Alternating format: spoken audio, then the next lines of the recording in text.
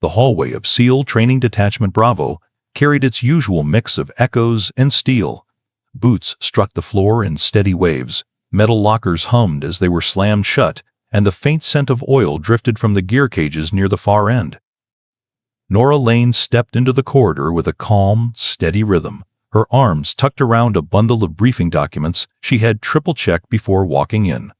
She wore her usual neutral cardigan over a plain navy shirt, nothing about her appearance loud enough to demand attention. But attention found her anyway. A pair of SEAL candidates nudged each other as she passed, whispering just loud enough to be heard. One called her the paperwork girl. Another smirked about the library being out of bookmarks again. Their laughter was soft at first, then sharpened when she turned toward the briefing hall. A lieutenant stood by the doorway, arms crossed, amused. He tilted his chin and asked if she was there to alphabetize their gear racks for inspection. The candidates behind him snorted as if the joke deserved applause. Nora didn't flinch. She simply offered a polite nod, held the documents a little tighter, and walked past them with the same steady grace she always carried. She didn't defend herself, didn't react, didn't give them a single thread to pull. Her silence unsettled them more than any comeback could have. The briefing room door closed behind her, but the tension lingered in the air like smoke. Before we begin, make sure to subscribe to Military and Veteran Stories so you never miss these true tales of courage. And tell us in the comments, where are you watching from today? Nora Lane had been 32 for only a few months, but she carried herself with the quiet steadiness of someone far older. At SEAL Training Detachment Bravo, she was known simply as the administrative librarian, the woman who managed the archives, the historical mission records, the training manuals, and the thousands of pages the instructors relied on every single day.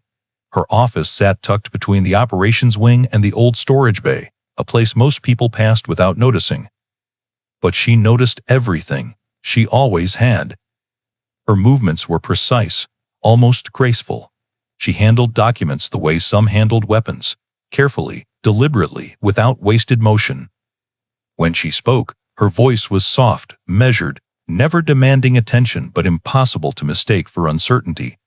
Her eyes held the same calm focus, whether she was cataloging a new mission log or helping an instructor track down a missing set of navigation charts. Yet those same eyes made many underestimate her. They saw gentleness where they expected grit. They saw quiet where they expected sharpness. They saw a bookish woman with neatly tied hair and thought she belonged somewhere safer, quieter, easier. Every morning, she arrived before the first run bell. The sun barely touched the horizon when she unlocked the library, flicked on the warm overhead lights, and began sorting the stacks of training briefs left by the night crew. She made small pencil notes that instructors trusted more than they admitted. She updated maps, corrected mislabeled files, and restored pages that had been torn during long field nights. She worked in silence, content with the rhythm of paper and the soft hum of the air system. But outside that peaceful space, the world treated her differently. Candidates walked past her without slowing, carrying their confidence like armor. Some offered polite nods, but most didn't bother. They saw her as an outsider, someone without the mud, sweat, and scars they believed defined belonging. When she delivered files to the classrooms, conversations lowered just enough to suggest she had interrupted something serious. When she left, the doors closed with a little more force than necessary. One petty officer, older and stuck between ranks, once muttered loud enough for her to hear that she had the safest job on base. He said it with a grin and a tone thick with envy he tried to hide. Nora simply handed him the requested file, nodded, and stepped away. Another time, a trainee rushing down the hallway clicked her shoulder hard enough to jolt her papers out of alignment. He didn't stop. He didn't apologize. He just kept moving, as if she were another piece of furniture in his path. And still, Nora stayed steady. Her daily routine continued without complaint. She prepared historical binders for incoming recruits, making sure every detail matched the official records. She assisted the instructors with logistics for Memorial Days, placing small flags and plaques with a reverence that came from somewhere deep within her. She spoke gently to rookies who wandered into the library with confusion or nerves, guiding them through manuals or offering quiet encouragement. At lunch, she sat alone. Not because she was unwelcome, no one actively pushed her away, but because the tables filled with loud stories of past evolutions, bruises, and personal rivalries. She didn't mind the solitude. She used the time to read through old handwritten mission accounts, the ones preserved from decades earlier. She handled those pages with the same tenderness, others reserved for photographs of family. There were little things about Nora that didn't fit her civilian title, though most never noticed. Her posture was too sharp, too straight, the kind drilled into someone long before they ever worked behind a desk. When she entered a room, her eyes flicked to exits and blind corners instinctively, not out of fear but habit. During veteran visitation days, she never stepped forward to greet anyone she clearly recognized. Instead, she stayed behind the display shelves, watching quietly with a complicated expression, part respect, part distance. Now and then, someone caught these details. A young maintenance tech once paused when she corrected him on a mechanical term in an old field manual. Her explanation was too crisp, too experienced for someone who supposedly lived behind a desk. He left with a puzzled expression that lingered long after he walked away. But questions never lasted long at Detachment Bravo. The next drill, next briefing, next grueling test pulled attention away from the quiet librarian. She moved through her days without resentment, without bitterness, only a steady patience that felt out of place among recruits fueled by adrenaline and ambition. She didn't fight for visibility. She didn't argue when dismissed. She didn't defend herself against the small jabs that came with ignorance. She walked past all of it with the unshakable calm of someone who had already faced things much heavier than careless words. Most saw a woman who didn't belong in a world built from steel and sweat. But the truth ran deeper. Much deeper. By the time she finished her shift each evening, the sun dipped low across the base, casting long shadows over the training grounds. Nora always paused at the memorial wall before heading out. She brushed dust from the edges, straightened a wreath, or set a fallen ribbon back in place. No one watched her do it. No one knew why she cared so much. One day, as she left the logistics office with a stack of folders pressed to her chest, a candidate bumped her again, this time hard enough to make her take a half step back. He didn't look at her. Didn't say a word. Her papers nearly slipped. She steadied them with quiet precision, steadying herself with the same calm breath she used every day. For a brief moment, her eyes lowered, not in defeat, but in reflection. A flicker of something deeper passed across her face. A shadow of memories no one else could see. The hall buzzed around her with shouts and laughter, unaware of the weight she carried alone. And as she walked on, that weight followed her, silent, steady, waiting to be revealed. The audience feels it too, even if the people around her don't yet see it. Something about Nora Lane is different. Something they've overlooked. Something waiting beneath the quiet. The afternoon briefing always carried a different energy from the morning sessions. The hall filled slowly at first, then all at once, with candidates shaking off sweat from the obstacle course and instructors flipping through their lesson notes. Nora arrived early, as she always did, placing a stack of clean, crisp briefing packets at each seat around the long table. She moved with quiet precision, smoothing edges, straightening pens, making sure every candidate had what they needed before the session began. When the room settled, she stepped to the front with the remaining folders tucked neatly under her arm. Captain Rhodes stood near the projector, preparing to walk the candidates through their next set of navigation drills. Nora waited for his nod before distributing the final packets. It was a simple routine, one she carried out every day. But the tone in the room shifted the moment she stepped forward. A few candidates exchanged glances. One exaggerated a whisper. Another leaned back in his chair with an amused smirk. As Nora placed a packet in front of a young candidate named Briggs, she caught a minor error on the printed map, an incorrect grid coordinate that could throw off the entire drill if left uncorrected. She quietly corrected the number with a fine pen, making sure the notation matched the official data. Briggs noticed and laughed under his breath. "There it is," he muttered to his buddy. "A typo from the library lady." The comment sparked a ripple of low chuckles across the table. Someone in the back added something about keeping storybooks and manuals separate next time. Nora didn't rise to it. She simply handed out the last packet, adjusting her glasses with calm patience. Captain Rhodes heard the laughter. He didn't join in, but he also didn't shut it down. Instead, he shifted uncomfortably, cleared his throat, and continued setting up the projector. His silence said enough. He was embarrassed, but not enough to intervene. Nora moved to stand near the side wall, ready to leave quietly once Rhodes began the presentation. But as she scanned the materials one last time, her eyes paused on a scheduling column. The Bravo unit's time navigation evolution had been listed incorrectly, set 30 minutes apart from its intended synchronized drill with Alpha Team. The mistake wasn't huge, but it was enough to throw off coordination and delay the entire cycle. She stepped closer to Rhodes and spoke in a low tone. "Sir, Bravo's timed evolution appears mistyped here. It should follow Alpha's by 10 minutes, not 30. Rhodes blinked at the sheet, then back at her, uncomfortable as though her correction challenged his authority. Before he could respond, another candidate overheard. "She probably uses bookmarked tabs to plan missions," he said, loud enough to earn snickers. Someone else added, "Bet she never left a desk in her life." Nora didn't change expression. She pointed calmly at the data, traced it to the original schedule sheet she carried, and offered it to Rhodes for verification. The captain skimmed the information, realizing she was right, but instead of acknowledging it openly, he gave a short nod. "I'll handle it," he said, clearing his throat again. The candidates took his reluctance as a cue. "Of course she caught it," one whispered dramatically. "Bookshelf instincts." A few laughed outright. Others looked down in awkward silence, unsure whether the mockery was deserved or excessive. A couple of rookies glanced at Nora with unease, sensing something off about the tone in the room, but lacking the confidence to counter it.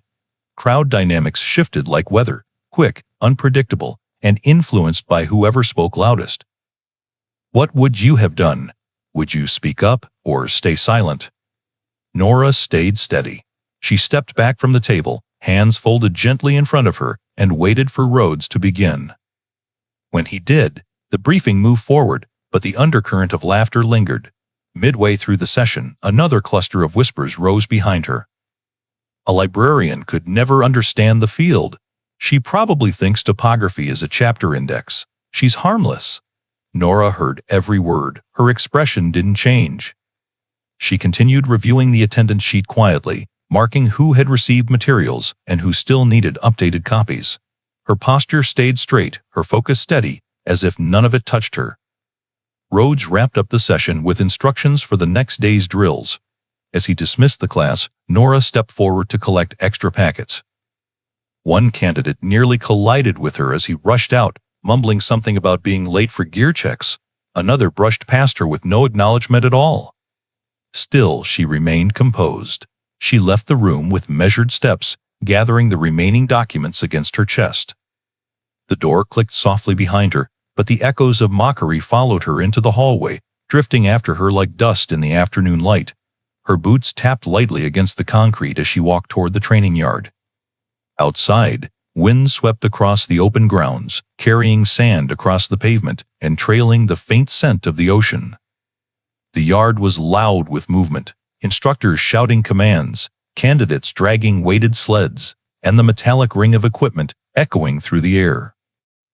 Nora paused for a moment at the edge of the walkway. The wind tugged at her cardigan, pulling strands of her hair free. She closed her eyes briefly, letting the breeze settle something inside her. The world around her moved fast and loud. The world inside her moved steady and quiet. And somewhere beneath all the noise, the rising conflict pressed closer, not because she was weak, but because everyone assumed she was. They didn't know the truth, not yet. She stepped forward, heading toward the far side of the training yard, the sand swirling at her feet like a curtain waiting to lift. The next morning brought a softer light to the base, the kind that stretched long across the walkways and made the training yard look almost peaceful.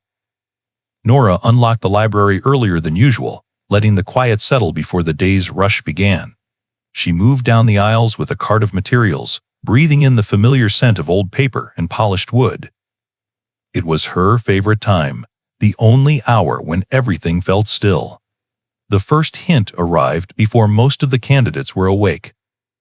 A Marine historian, Lieutenant Colonel Harris, stepped into the library with a respectful nod.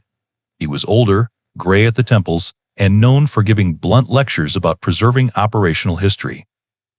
Yet with Nora, his tone softened immediately.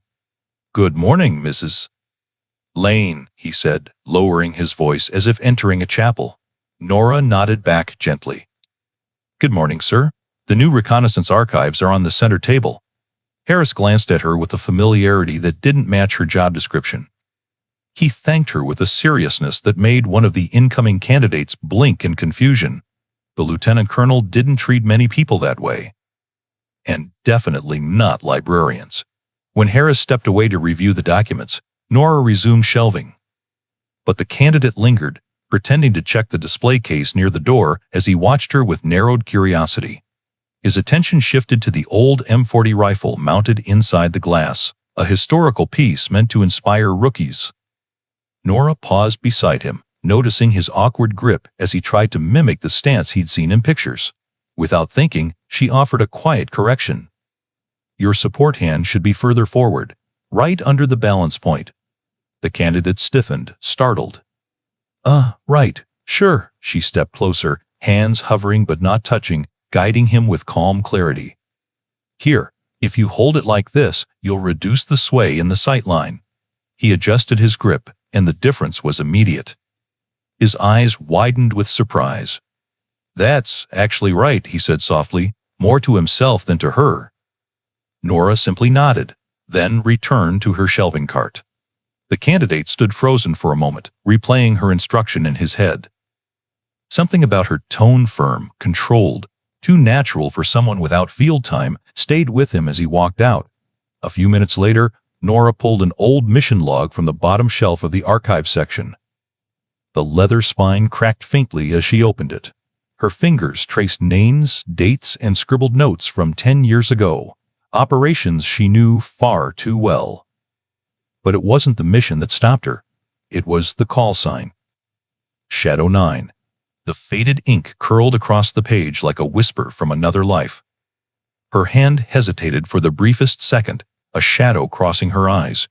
Then she closed the log gently, slid it back into its slot, and steadied her breathing.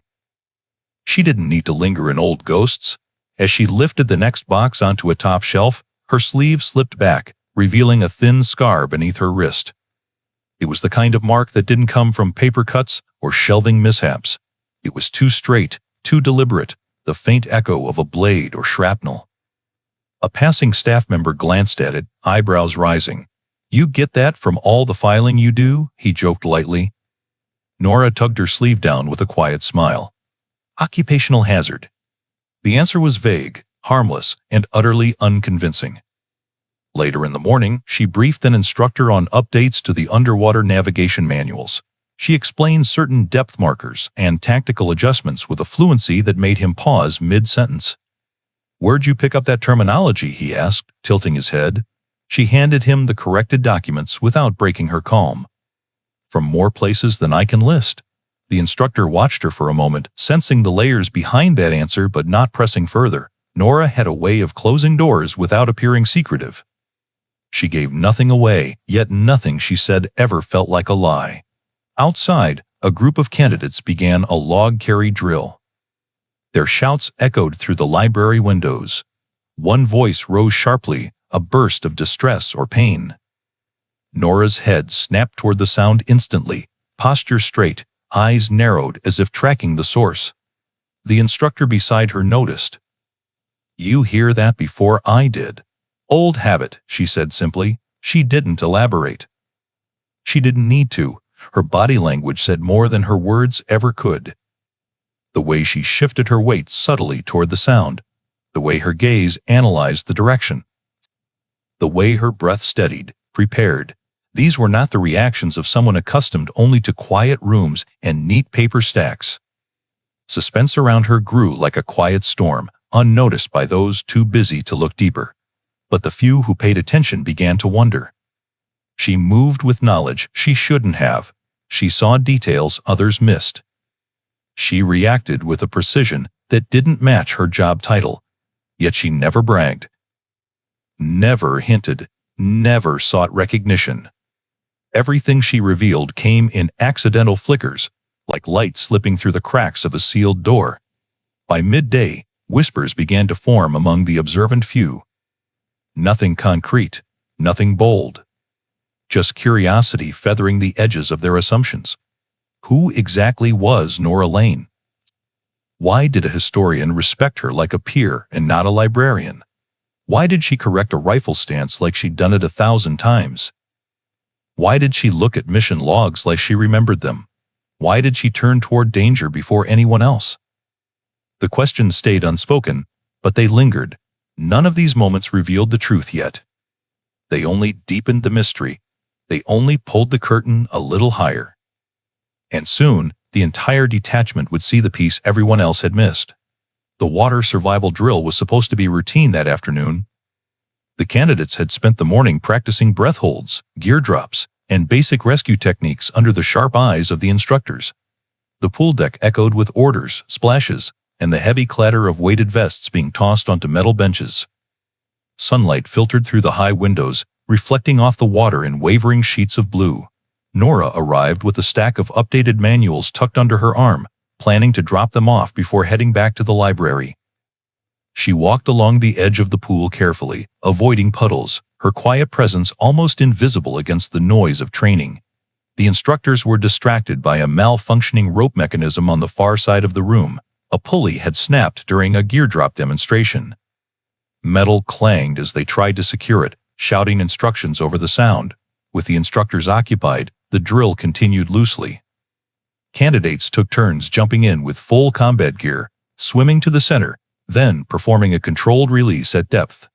It was demanding even on calm days, but with the instructors focused elsewhere, the timing was off. One candidate, a lanky trainee named Morrison, hit the water wrong. His gear twisted around him as he plunged under. When he resurfaced, he wasn't breathing properly. His arms thrashed against the drag of the vest. His eyes were wide with panic. A second trainee shouted, "He's stuck," but his voice was drowned by the metal crash on the far side of the pool. Nora froze for half a heartbeat. Not from fear, her instinct simply calculated the situation with frightening speed. The instructors were still occupied. The candidates stood in a tight cluster, unsure what to do without direct orders. Morrison's head slipped under the surface again, and this time he didn't come back up immediately. Nora placed the manuals on the bench. Then she slipped off her shoes. Her movements were so smooth that no one processed what was happening until she stepped onto the pool ledge. Without hesitation, she dove, but she didn't dive like a librarian. She dove like someone who had done it under pressure, in worse conditions, in waters far less forgiving. Her body cut through the surface with perfect alignment, barely a splash behind her. The water closed over her as she streamlined toward Morrison with powerful strokes. For a moment, the loud hall felt strangely silent. A few candidates rushed to the edge, shouting her name, but she didn't hear them.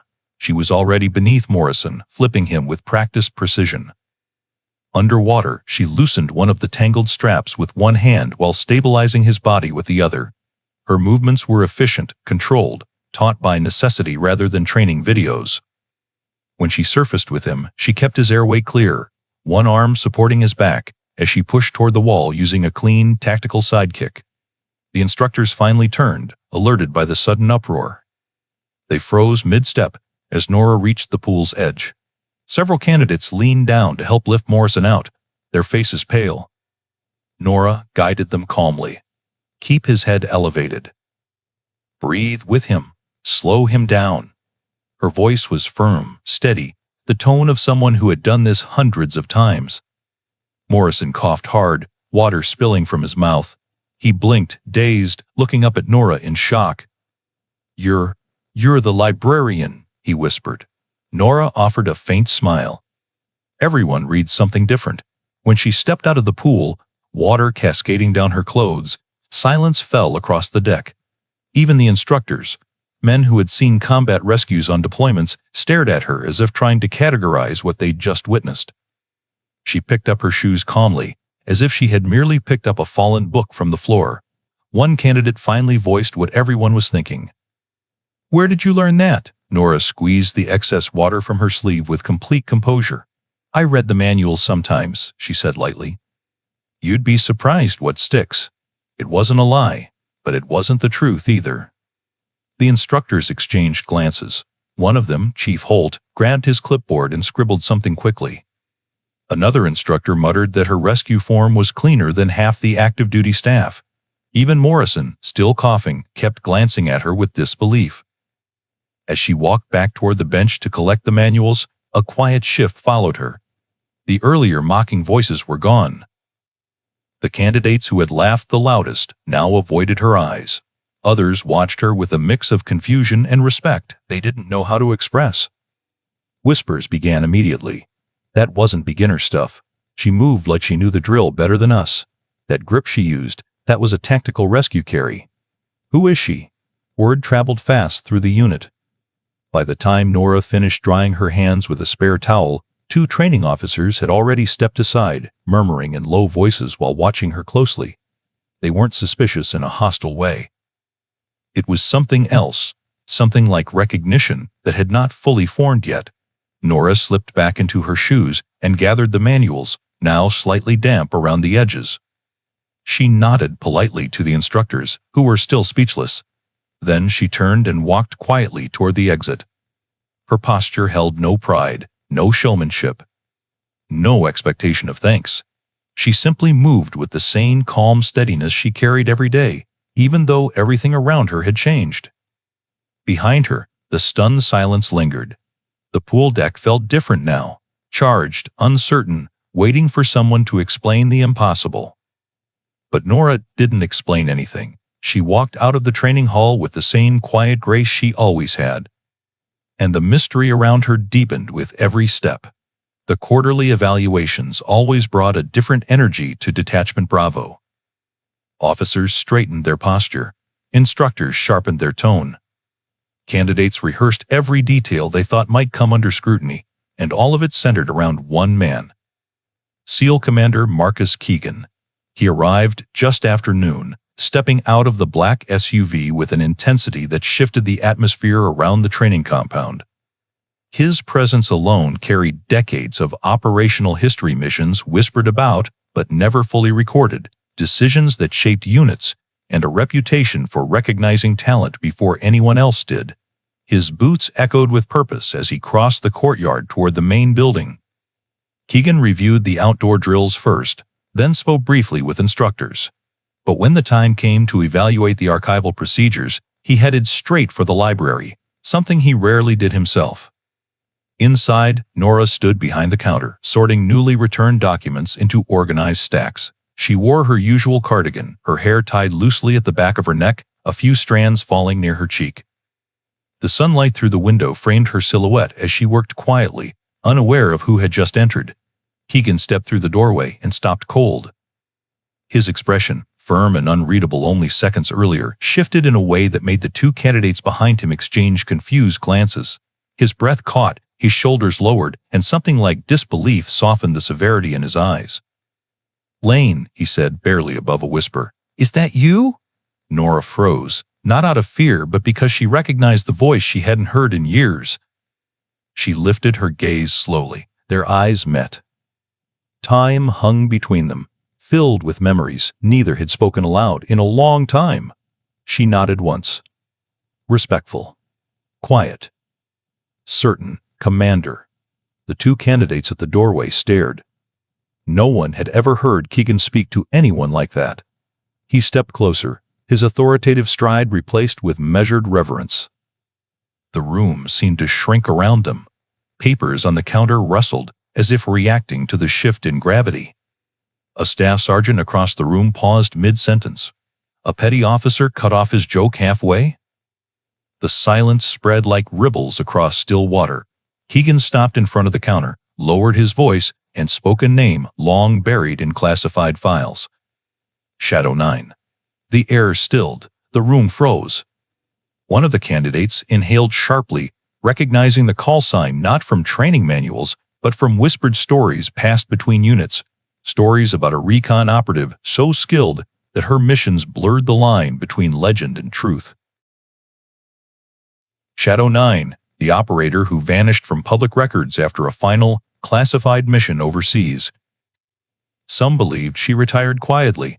Others believed she hadn't survived. The truth had never been confirmed. Until now. Nora held his gaze with calm humility. "It's been a long time, sir." Keegan nodded, emotion tightening his jaw. "Too long," whispers erupted throughout the room, low and disbelieving. "Shadow 9? That's her? She saved teams that never even saw her face. She was real?" A candidate near the back whispered, almost trembling. "She's a legend." No one laughed now. No one smirked. No one looked at her the way they had yesterday. The revelation moved through the detachment like a shockwave, quiet, heavy, undeniable. And in that silent moment, every mocking word they had ever spoken about the librarian dissolved into the air around them, replaced by something they had never given her before. Respect. Deep and immediate. For a long moment, no one in the library moved. Commander Marcus Keegan stood there in front of the counter, his chest rising and falling with a weight no one else fully understood. Then, in a slow and deliberate motion, he straightened his spine, shifted his boots together, and brought his hand sharply to his brow. A full, formal salute. Directed at Nora Lane. The sound of his palm striking the brim of his cover echoed louder than any shout on the training grounds. Conversations in nearby rooms stilled. Footsteps halted in the hallway. The two candidates at the doorway froze entirely, eyes widening as the realization hit them like a physical force. Commander Keegan was saluting the librarian. Shock rippled across the entire detachment like a silent explosion. Men who had mocked her just hours earlier stood paralyzed, their faces draining from amusement to disbelief, then settling into something far more complicated: regret. Nora didn't return the salute immediately. She hesitated, uncomfortable with a gesture she believed belonged to others, not to her anymore. Keegan held his posture, unwavering. After a moment, she lifted her hand with quiet precision, acknowledging him with the same discipline she once lived by. When she lowered her hand, the room exhaled as if the building itself had been holding its breath. Keegan faced the crowd that had gathered, the authority returning to his voice but tempered with something deeper: admiration. "Most of you don't know who stands in front of you," he began. "But you should." Candidates and staff leaned in, hanging on every word. "Nora Lane," he continued, "was one of the finest reconnaissance operatives we ever had. Her missions were classified. Her movements were silent. Her commitment was absolute." The silence thickened. Even the humming lights seemed to soften. She executed Overwatch in high-risk environments where visibility meant death. She moved through territories most of you only study on a map. And she completed operations that protected teams who never even knew she was watching over them. Whispers trembled along the book aisles, full of awe rather than rumor. Keegan's voice lowered slightly as he added, "Her final mission left her wounded. She was discharged quietly, without the recognition she deserved, because the details were sealed. But those of us who knew her never forgot." Nora looked down as if the floor held something she needed to read. Her shoulders stayed straight, but a faint tension touched the corners of her eyes. She never wanted this moment. She never asked for it. And now that it was here, the attention felt heavier than any load she had carried in the field. One of the candidates who had laughed at her earlier. Briggs took a cautious step forward. His voice was small, stripped of all arrogance. "Ma'am, why didn't you tell us?" Nora lifted her gaze slowly. She didn't scold, she didn't lecture. She didn't remind them of every whispered insult they'd thrown her way. Instead, her answer was simple, steady, and disarming. "Your training wasn't about me," she said. "It was about who you choose to become." Briggs lowered his head in shame. Others shifted uncomfortably, reminded of every careless comment, every smirk, every assumption. None of their jokes felt funny anymore. They felt like stains on their own sense of honor. Commander Keegan nodded approvingly at her response. "That's who she's always been," he said, "a quiet warrior. A shadow when needed, a shield when it counted, The emotional weight settled over the room like the slow fall of dusk. This wasn't the dramatic reveal they were used to from movies or stories. It was something deeper, something carved into silence, humility, and truth. Nora did not boast. She did not stand taller. She did not bask in their awe. She stood the same way she always had. Calm, steady, unclaimed by ego. And that steadiness struck them harder than any revelation of rank or call sign ever could. For the first time, the candidates truly saw her. Not the librarian who filed their paperwork, not the quiet woman who walked the hallways unnoticed, but the soldier who had lived a life of courage without ever demanding recognition for it. A quiet strength. A silent protector. The kind of warrior whose stories rarely get told because they never tell them themselves. And in that moment, every person in the room understood exactly why her call sign had once carried so much weight. Shadow 9. Not because she hid, but because she watched over others without needing to be seen. The next morning, the sun rose over Detachment Bravo, the same way it always did. Soft gold settling over the walkways, the scent of seawater moving through the air, boots striking rhythm against the concrete. But inside the library, something had changed, not in Nora Lane's routine. She arrived at her usual time, unlocked the door with the same careful turn of the key, and began straightening the shelves just as she always had. She hummed under her breath, arranged the returned manuals, and made notes for the instructors who would stop by later. Her world looked the same, but everyone else's view of her had shifted. The first sign came when a young candidate approached the library door and paused. Instead of slipping past her with hurried indifference, he held the door open. "Good morning, ma'am," he said quietly. His tone held a respect far deeper than politeness, something grounded in understanding. Nora offered a small nod of thanks, neither encouraging nor dismissing the gesture. She simply accepted it with quiet warmth. Inside, voices that once dropped into mocking whispers now lowered in reverence. Trainees walked more carefully between the shelves, as if the room itself deserved a different level of respect. Questions that used to be thrown at her with impatience were now asked with sincerity. "Ma'am, do you have the reconnaissance route logs from the older curriculum?" Ms. 16. "Lane, could you explain the difference between these two Overwatch charts? Is this terrain description accurate for the cliffside exercises?" They didn't ask because they thought she had memorized the books. They asked because they finally understood she had lived much of what those books described. Nora answered each question with the same calm tone she always used. She didn't embellish. She didn't slip stories of her past into the conversation. She showed them how to read maps more efficiently. She pointed out which mission histories were worth their time. She corrected their understanding of old field techniques without ever referencing the experience behind her corrections. At one point, a small group of trainees gathered around a table where she had spread out a set of coastal surveillance diagrams. Her fingers traced the lines with practiced familiarity. "This marker," she explained, "is misleading unless you understand the tide sequence here. Study it with that in mind." They listened like her words carried weight. Because now they knew they did.